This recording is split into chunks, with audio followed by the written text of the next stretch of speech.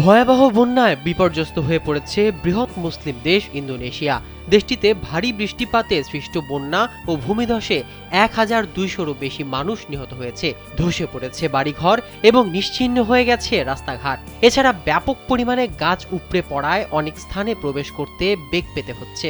এ অবস্থায় চলাচলের রাস্তা থেকে বড় বড় গাছের গুঁড়ি এবং ধ্বংসস্তূপ সরিয়ে নিতে হাতি নামানো হয়েছে। দেশটিতে মঙ্গলবার এমনই বিরল এক দৃশ্য দেখা যায়।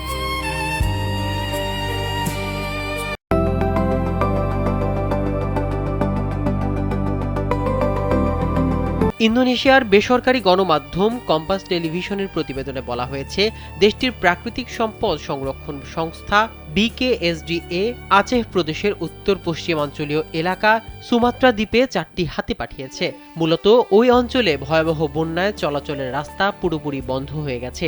ভারী যন্ত্রাংশগুলো মাটিতে চাপা পড়েছে। এছাড়া বড় বড় গাছের গুঁড়ি বিভিন্ন স্থানে পড়ে রয়েছে। ফলে ওই অঞ্চলে ভারী যন্ত্রাংশ পাঠানোর সুযোগ না থাকায় হাতিগুলোকে কাজে লাগানো হচ্ছে।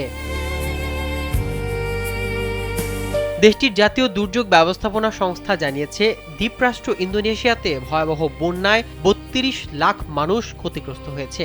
এছাড়া বাস্তুহারা হয়েছেন আরও ১০ লাখ মানুষ।